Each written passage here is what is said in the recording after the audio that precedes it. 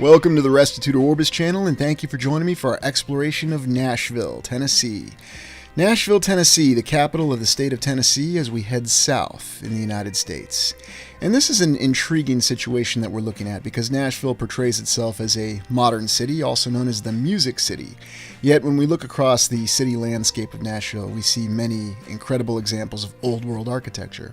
To include yet another Union Station with very tall and magnificent towers and a clock face, which naturally has 4 eyes instead of the classic IV as we're used to seeing on clocks. Yet many vistas of Nashville show us that it wants to portray itself as a modern city. However, it retains its identity as an old world city when you look deep enough, and even in Centennial Park at the Parthenon of Nashville.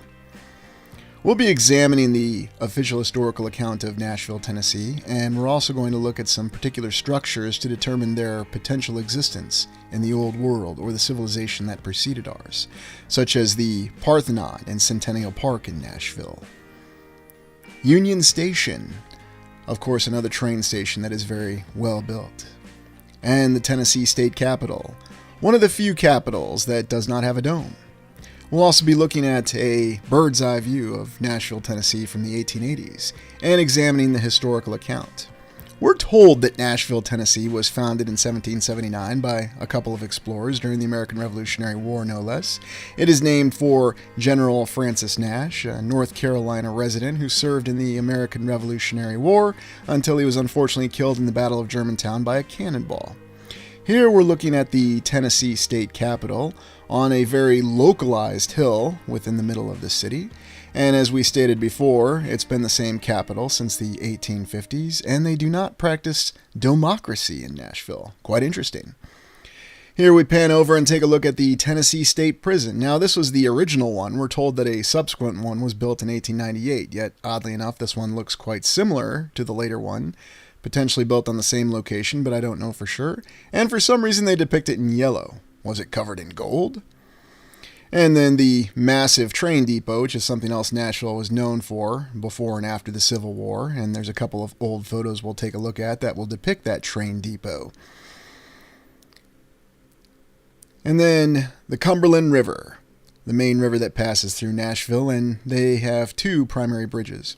Isn't it interesting that in the 1880s that someone in Nashville didn't take a look at the layout of Des Moines, Iowa, a city that was settled later, and say, why do they have 4 bridges and we only have 2? And here we see the Tennessee Manufacturing Company, a very well-built facility with many buildings in the 1880s that was supposedly constructed after the United States Civil War. So many interesting aspects about Nashville that we'll be examining. And we see a city that's very well built out and already has several anomalies from what we're told with the historical account. We're told that it was founded in 1779, and yet when we look at the layout of Nashville, only 100 short years later, we see a very well gridded and organized city. Now, we could potentially explain that when we consider the historical account we're given. This was the original Fort Nashboro, or a replica of it, and this is what we'd expect to find. Yes, this frontier fort that has the old stars and stripes with the 13 original colonies depicted on it, and that's how Nashville started. Not really much in the history until the Civil War. Here's the state capitol perched on the beautiful localized hill. And then, of course, after the Civil War, we have the usual story that the Second Industrial Revolution occurred, and after the United States had 500,000 casualties in the Civil War, it decided to expand. And despite the fact that there was a panic or a depression in the 1870s, that didn't seem to slow anything down. Many examples of old world architecture are easily seen in Nashville, and it's hidden across the older buildings within the city. There's also some very intriguing photographs that we look at from the 19th century, which, as always, cause more questions than they answer. We see some of the details within these buildings and how they have some advanced construction techniques that are applied. It might be a little bit more explainable in Nashville than in some other cities. Here's a picture of the train depot that Nashville was famous for. It should also be noted that Nashville is the first Confederate city that was occupied by Union forces during the United States Civil War, and it was also supposedly the site of a large-scale Civil War battle, a decisive one, later in the United States Civil War. Here's an interesting building where we see some examples of columns, and then once again we see the state capitol looking as though it's being dug out of a hill. What is it with all these state capitals that we see that look like they're being dug out of a hill? I mean, I'll give Tennessee credit. At least they have a very unique tower on top of their state capitol, and they don't go with the usual concept of domocracy. Not exactly sure what's going on here. This is supposedly a post-Civil War photo where they're doing something along the Cumberland River. Are they offloading supplies? Are they resettling the city? Is something else going on? And of course, our first view of the Parthenon, a very interesting structure. Of course, it's from a World's Fair, or the Tennessee Centennial Fair, and we'll be looking into that later. And here's another picture. We've seen this before in one of our Civil War explorations of the train depot in Nashville. And some interesting steam engines there that do match with technology of the time, and interesting little step pattern there on that building off to the right. And here's just a random hospital in Nashville. Nice slanted construction there on the foundation. A couple beautiful towers on it, because that's exactly what you need for a hospital. Why don't we build buildings like this today, where we just build it into the terrain like this hospital is built? And then, of course, looking at the details with the towers. What function do these two towers serve for a building that was purpose-built as a hospital? And why exactly do they build it in the hill like this? I mean, we know there's no way it could be the result of any sort of function of terrain or a landslide. We won't use the buzzwords that we're supposed to use, because you can clearly see there's something amiss with this building. But perhaps it's just the effects of weather, or maybe when they were building it, they just thought they would be a little unique with it. And then here's another older building within Nashville, which shows some interesting signs of construction. Several floors in the 19th century, as though there was really nothing beyond their capabilities at that time. Why is it when we look at these buildings, we always see some of these construction cues that don't seem to match what we'd expect the technology at the time to do? Here's a view from the front of the state capitol in Nashville. And another picture where, of course, the sky, it looks like you can see some clouds there, but what interests me is what's in the immediate foreground, where we see some beautiful statues and a little light post. And this is supposedly taken at the end of the Civil War, which is why you have a tent perched out front there. I don't know who's going to be pitching a tent right in front of the state capitol, and they post some cannons there to make it look good, although can those cannons really see over that ledge there or actually fire over it? Well, you don't need a field of fire. Just post the cannons there. They look good. And, of course, we have many examples of castle prisons and castle hospitals and the usual array of questionable architecture that, for no reason, everything had to be a castle. Also, if you examine the 1880 bird's eye view map of Nashville-on-Yonne, you'll find that they have their own schools for the blind and the deaf and all the usual things that they seem to value so much in the 19th century, or perhaps it was all specific. It should be noted that Nashville did experience a fire, because every major city in the United States seems to have experienced a major fire that destroyed large swaths of it. And of course, we see the usual signs of destruction with this fire, able to destroy masonry and able to burn through stone, concrete, and whatever else they constructed these buildings out of. Clearly it was hard stone and block, and it wasn't wood. Interesting view of the trees here. And of course they had their fire a little bit later, though, in 1916 during World War I. An interesting account when we consider that most of the major city fires that we're told about in the United States occurred in the 19th century, and this is a rare exception.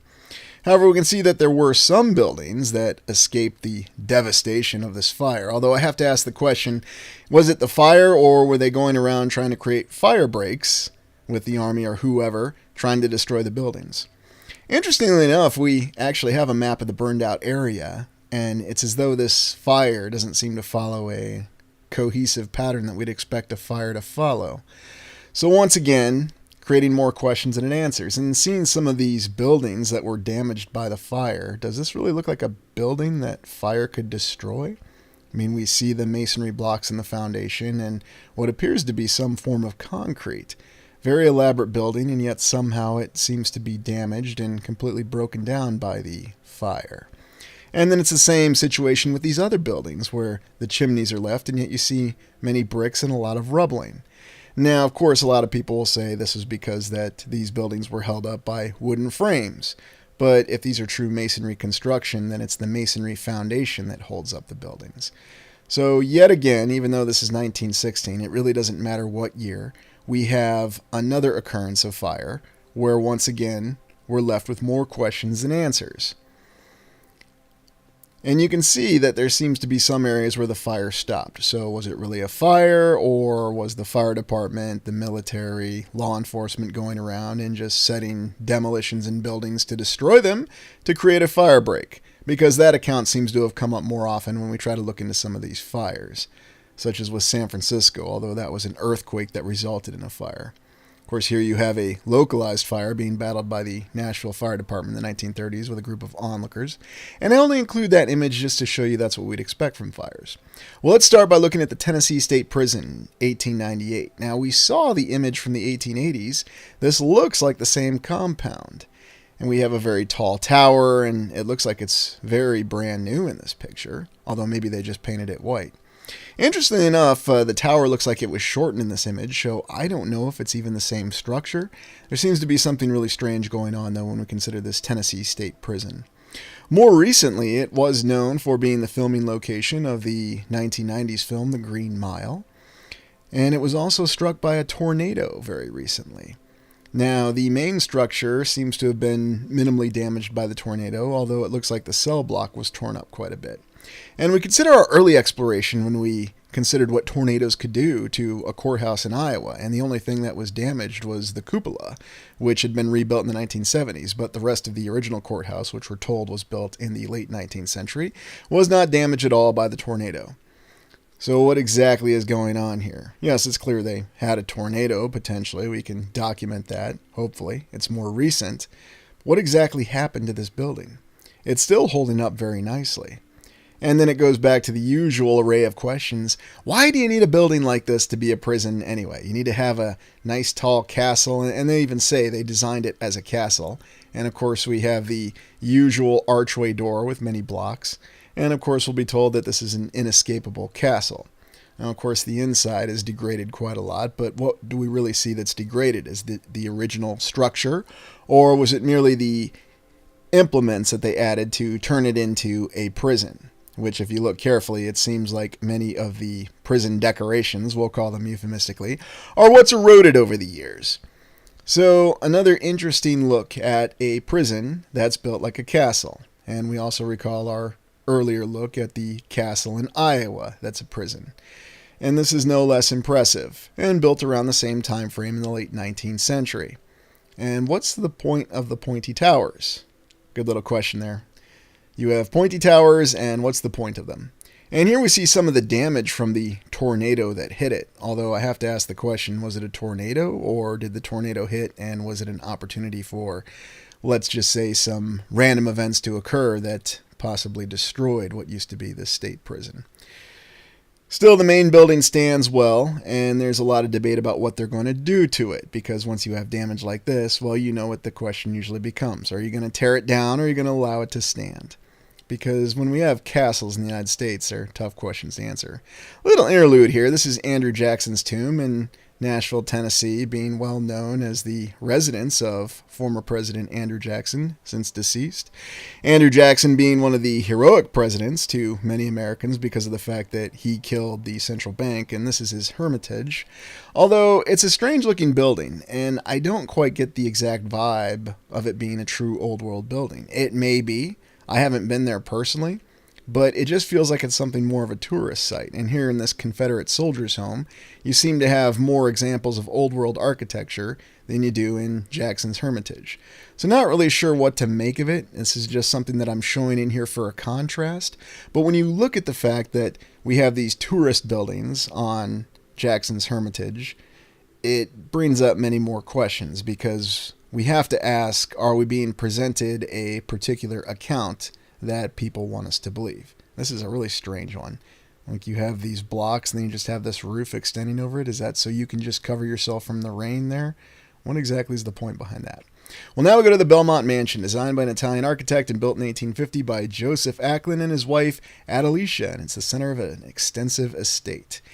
And this is very intriguing because I was not aware of the Belmont Mansion until I started doing a little research into Nashville. And here's what it originally looked like in the 19th century. And can't really see it too well here, but it gives you an idea for the layout of this very gorgeous estate. Now, in the interest of full disclosure, supposedly this family had achieved their wealth by being involved in the slave trade, as this was built before the United States Civil War. Holding up very nicely today, though. Very beautiful and elaborate and lavish building with many columns and very interesting decorations and even statues on the corners. And look at the lights. Just all these little details and a mansion. And of course, we know it's a true old world building when you can get married and know that your marriage is going to last. And here again, we see that some of the pillars with the column decorations on the top of it and large and small columns. Once again, giving indications of scaling or prefabricated construction kits that clearly went into the construction of this so-called mansion. However, there's something gorgeous about this edifice, and it's not just in the exterior. And here is Adelicia herself with her horse that she named after Alexander the Great's horse. It's very interesting to me that everybody seems to want to name their horse after Alexander the Great's horse. I mean, I don't name my horse after Alexander the Great's horse. I mean, I come up with original names for my horse. But, that's just me. Of course, there's more of a story on the interior where we see the true beauty of this mansion or palace or whatever you want to originally call it. And look at some of these blocks. And this is definitely a location that I would like to visit in person because I would like to verify exactly what the composition or get an idea of what the composition of these columns and these blocks really are. Of course, we have the old checkerboard floor, and we've been over that one many times, frequent viewers of the channel. Yet look at the decoration up there on the ceiling and the beautiful chandeliers. The stairway as well. It looks like it's a wooden stairway, and here's a closer look at that. And we've seen some sort of special symbols here. Is this the way it's decorated in the modern touch, or is this the way it originally looked in the 19th century? Don't know, but we certainly know that the decorations on it seem to be authentic, and it really gives us the impression of an edifice that just seems to be completely out of time. And again, you see the scaling not just with the columns here, but with the pillars. And look at the windows.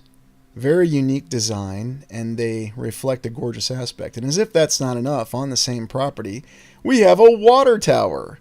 Yes, this tower was originally a water tower for the estate. And once again, this creates many more questions than it answers, because here we have an estate with its own water tower that was built on it, and you can see the fountain right there. Yes, another one of these water towers that just looks like a random tower. Oh, and then there's a little dome building next to the water tower, as if the water tower is not amazing enough. So what is really going on here? And here you can see an actual picture of it, the water tower with a little dome structure there. So you didn't have enough on the estate with the mansion. This once again qualifies as one of these self-sustaining compounds. Now we come across these compounds a lot. We see them in the asylums, the prisons, and the now euphemistically called state hospitals that we have, the remnants of the asylums. But it seems that this mansion was yet another compound that was self-sustaining. In other words, it could live off the grid, they could provide their own food, their own water, and their own means for surviving a very difficult time. It's a very incredible tower with a lot of intricate detail to it, and yet it's just supposed to be a water tower. Yet they put windows in it and balconies? What exactly is going on here? Well, now it's part of Belmont, the college or university there in Nashville. And for anybody who's actually gone to Belmont, I mean no disrespect, but why exactly do they have such a tower there? And look, even the stairs associated with this tower have been very well decorated, with a lot of attention to detail in that. All this kind of effort. And of course the explanation is, well, these were very wealthy people and they participated in the slave trade, so of course they had wealth. Well, now we go to the Customs House. President Rutherford B. Hayes laid its cornerstone in 1877, designed by Treasury Department W.A. Potter, and it was occupied in 1882.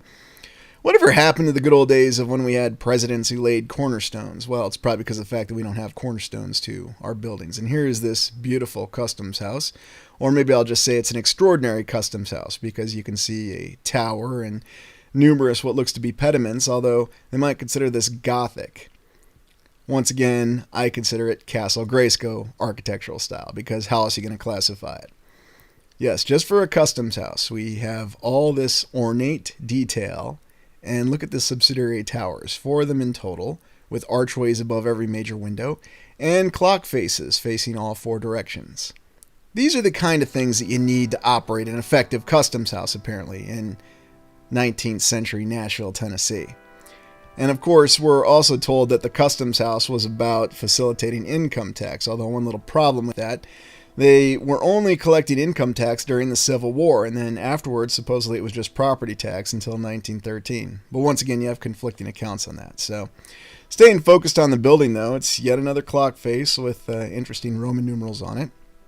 And then looking at this entryway, quite a well-built entryway, where it looks like you have the columns that are integrated as part of the doorway, and 3 very large doorways. And yes, of course, we'll see certain numbers over and over again when we only have 10 digits to go off of. And of course, it says it, Customs House. And here you see the smaller columns, and an interesting design there with little triangles on either side of the arched doorways. I haven't quite come across that yet. Just the detail, and this is the other side of the Customs House. And so you can see that this is a larger structure as well, with potentially 4, maybe even 5 floors. And of course, this is a place that has to go on my visit list as well, because I haven't quite seen a building exactly like this. Let's go to the Tennessee State Capitol, built 1845 to 1859. And as we commented before, it's built on this very suspiciously localized hill that just seems to stand right in the middle of Nashville. And of course, Tennessee deserves a little bit of credit, because when they built their state capitol, they didn't have to have a dome. So I guess they didn't believe in democracy, did they? Looking at the front of it, though, and you can see the entryway into the hill. Yes, there's nothing suspicious about this, is there? Many, many steps leading up to it. And looking at it from wide shots, it does look to be a more modest state capitol. Oftentimes not what we'd expect, especially not from a state older with a rich Tennessee, or with a rich history like Tennessee, as it's been a state since the late 18th century, becoming part of the United States, admitted as a state in 1796. However, when we look at the state capitol, we see the usual array of columns and large stones and a different type of tower. Now, we're given an explanation for why it has a different type of tower, and that's based on the architect, but we'll get to him in a moment. And even on the tower, you can see it looks like there are columns that are integrated as part of the tower, and here's a wide shot of the hill. So what is going on here? What is actually under this state capitol? It appears to be that there are more tunnels, but I don't know for sure. And what is really the story behind this hill?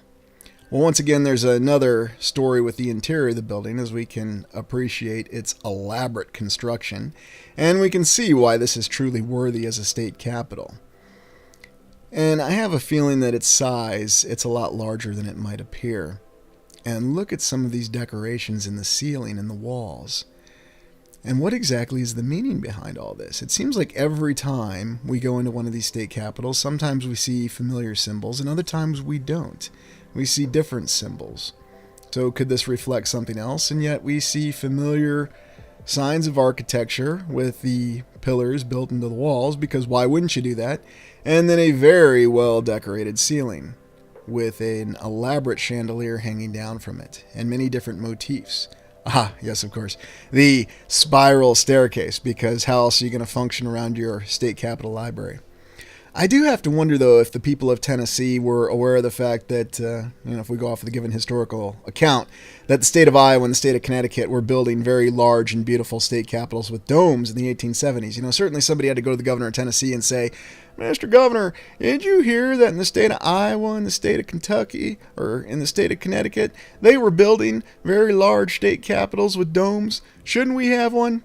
No, Frederick, we are perfectly fine with our old state capitol. Of course, this is a very large and gorgeous hallway, and look at the detail in that tall ceiling.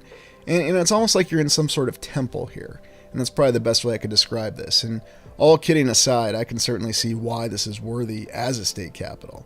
And the interior of Tennessee's state capitol matches anything that we've seen, to include the state capitals of Connecticut and Iowa.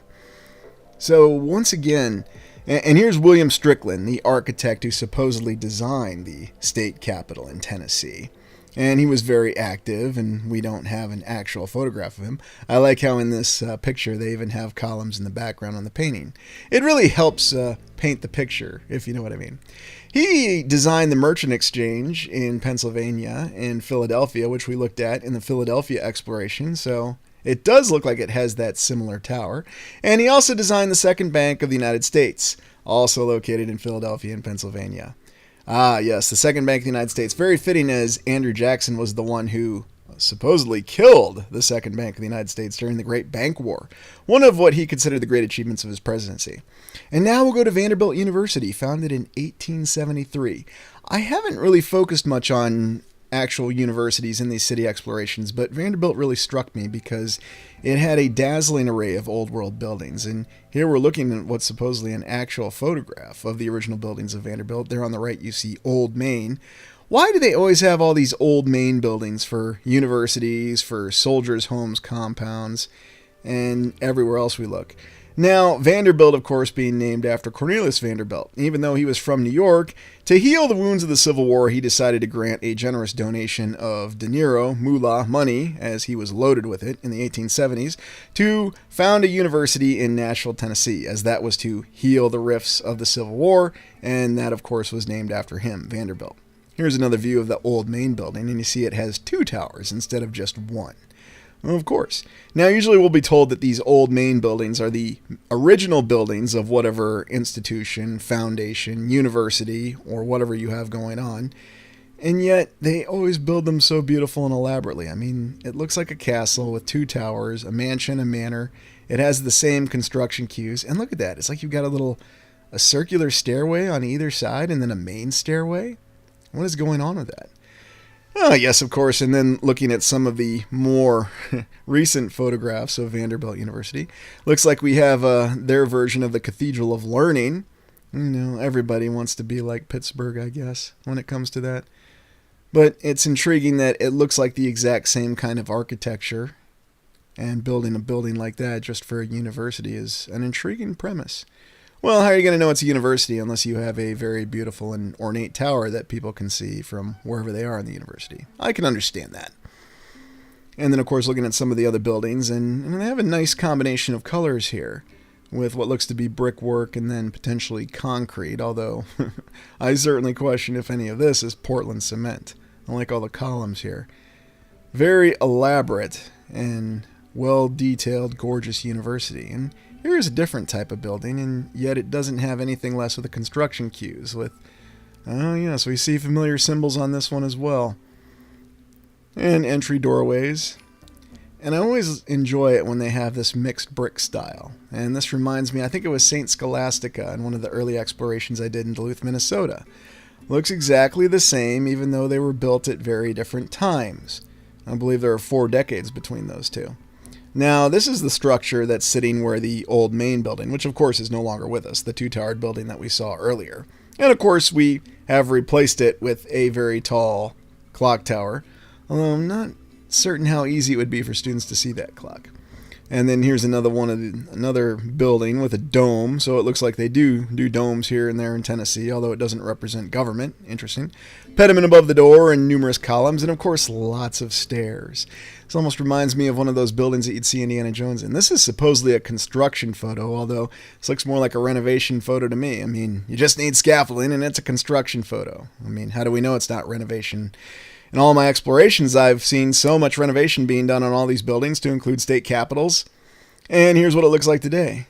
It looks like they've repainted the dome, but looks like it's all original. I would certainly like to visit this one in person, so I need to stop by Nashville, and I would certainly love to check the construction materials that were used in all these edifices.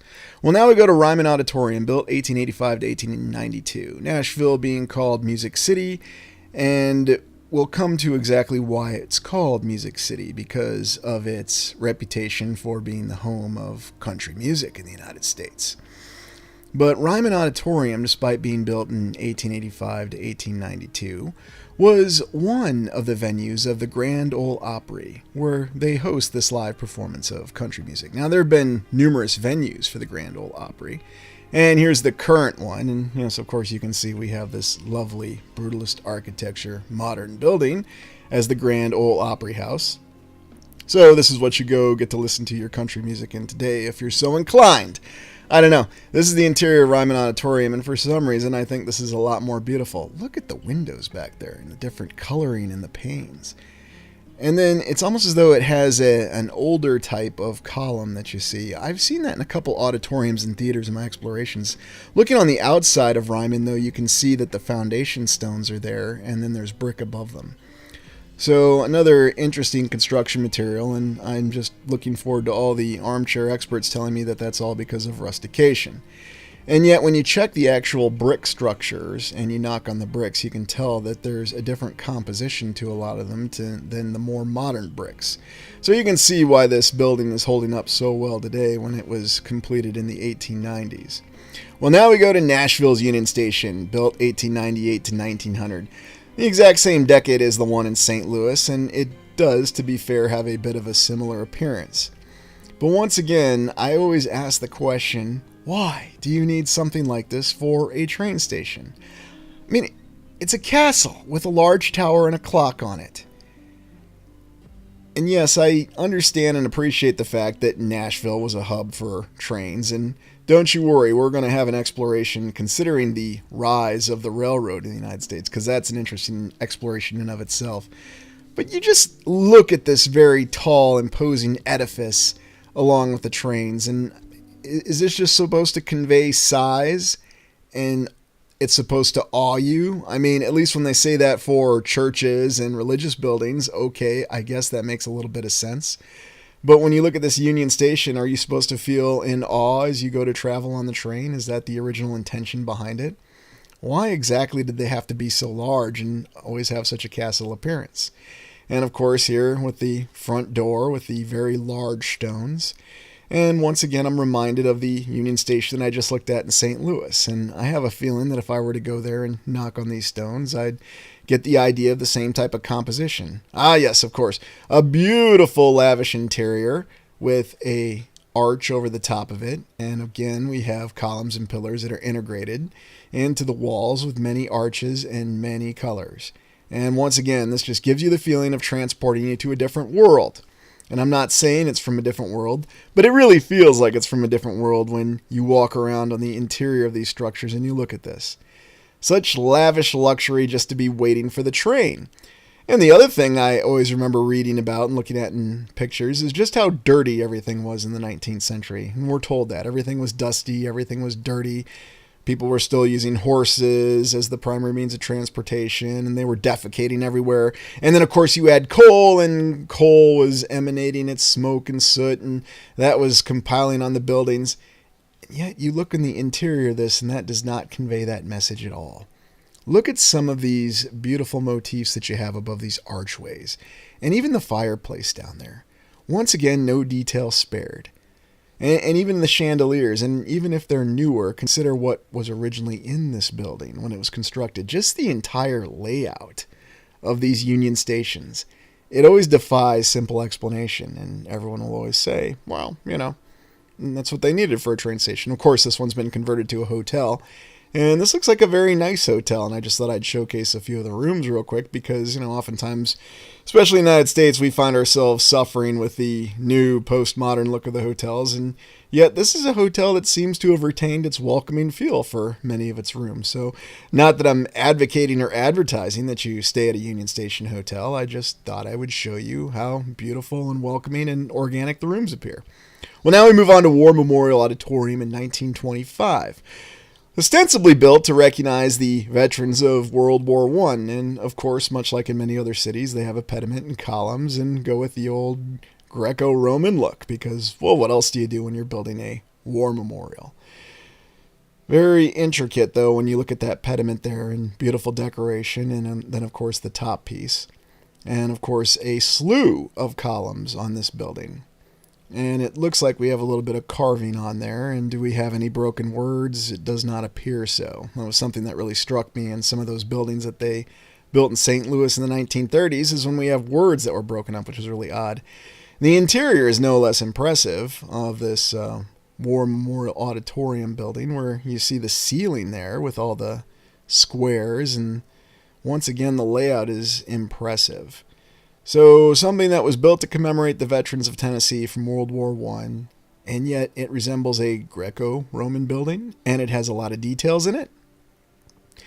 And then you go to this little courtyard here in the same structure, and of course surrounded by columns, and we have this interesting statue. Now, remember, this is supposed to commemorate the veterans of Tennessee of World War I. Look at that floor, though. I mean, is that made out of granite? Is that concrete? It almost looks like granite, but I'd like to investigate in person. I'm still baffled, though, why we have this image of... Is this supposed to be a World War I veteran from Tennessee? Someone who resembled Julius Caesar and fought with a sword? Not a gladius, but an actual sword. And then he had a little figure that he held up on his hand, his conscience, that gave him advice. Oh, and he fought naked with just a little cape. Yes, Sergeant Julius Caesar, Medal of Honor winner from Nashville, Tennessee. We built this statue for him. Now, I'm being a little bit facetious here because this really does look like you're looking at something in Rome, and this is in Nashville, Tennessee. Why didn't they build a statue of this guy? Sergeant Alvin York, an actual resident of Tennessee who fought in World War I and is considered one of the greatest American war heroes. He was a Medal of Honor winner, and he assaulted a position single-handedly with a Colt 45 pistol. Why didn't they build a statue of him? Oh, well. On to the Tennessee Centennial Exposition, and of course we have a World's Fair in 1897. And this one's unique because this is the only profitable World's Fair President McKinley safely attended. He was not assassinated until 1901, and it made less than $50. So it didn't turn a big profit, but, it still turned a profit, which is a rarity. And, of course, we have the usual collection of beautiful buildings, amazing buildings, exotic buildings, elaborate buildings. We have domes, we have pediments, we have columns, and, of course, we're told that they're all temporary. Well, that's how they turned a profit of less than $50. I like the little balloon in the background that we saw there. But just a dazzling array of buildings, and one of the more interesting ones is this pyramid. Now, the Tennessee Exposition was to celebrate the 100th anniversary of Tennessee being admitted into the Union. And the city of Memphis said they're going to build a pyramid because they're named after Memphis in Egypt. Okay. And then Nashville, we're going to build a Parthenon because we're called Athens of the South. Of course, a lot of people would think it's called Athens of the South because of the Parthenon. Actually, it's because they say Nashville had many schools in it. Well, we're taking a look at the pyramid here, and this is a very intriguing pyramid. What's with the faded... Is that material rubbing off? Is that the stucco rubbing off? That's probably what they'll tell us. But what's really going on here? There's some very interesting pictures of this pyramid. Now, it's the usual account we're given that these were all temporary. Yet there's something about this pyramid that seems to defy simple explanation. But what do you think about it in the comments? And I will be doing a follow-up exploration where we look in much greater detail at the World's Fairs to include this one. Here's a view of the Parthenon in Centennial Park. Very well laid out and very beautiful. And this is some remnant of a previous civilization. You can see why they wanted to retain this. Now, the interesting story with the Parthenon, it was built as a temporary building for the World's Fair in 1897. And then they rebuilt it in 1920 with concrete. And that's what you can go see to this day. Now, I was at the Parthenon in Nashville, Tennessee a few years ago, and I was amazed at the construction material. There's no way I'm going to believe for 1 second that any of this is Portland cement. And what, again, is this supposed to be representing? Well, of course, we're told that this is a tribute. This is a replica of the Parthenon in Athens, Greece. Or rather, this is a rebuild of a replica of the Parthenon in Athens, Greece. And despite that, you can see that they spared no detail once again. And we do have some construction photos because, scaffolding's all you need. Deal with the foundation or actual putting up the columns. You see, they just had this little balsa wood, and they had what looked to be some really cheap wood, and then that's what they built the columns around, and that's how they really did it. Okay. Well, if you want to believe that, be my guest. But again, a picture that seems to raise more questions than it answers, as one would think that some well-documented construction photos would do. Ah, yes, that's actually how they built the columns. Are those really the columns? What's actually going on here? Let me know what you think in the comments, because I'm all over the place on this one. And then looking at the interior and just the unbelievable slew of columns that we have all next to each other. Again, told that they're constructed out of concrete. And once again, I challenge if this is really Portland cement. I sincerely doubt it. It's always been an incredible edifice, and I suspect that that's the real reason that Nashville is called Athens of the South. But I could be wrong. It could just be because of all the educational institutions that they have, as the account tells us. Here is the actual Parthenon in Athens, Greece, and we can see the layout somewhat similar. Looks like this building's been subjected to some extreme forces over the years, and the mainstream will just tell us because it's so old. It's so unbelievably old. Thousands of years old. It's incredible that it's still standing. This one's made of marble, unlike the one in Nashville. What exactly is going on in this painting? What's that structure in the middle of it? Anybody has any details on that, let me know. No, I don't always do all the research on this because that's not fun. Sometimes it's just interesting to hear what your opinions are. But the layout in Athens, and of course Athens supposedly being one of the oldest cities in the world, but who truly knows? It's interesting though when we compare these accounts. Well, thank you for joining me. It's been a pleasurable exploration. Please like, comment, and subscribe.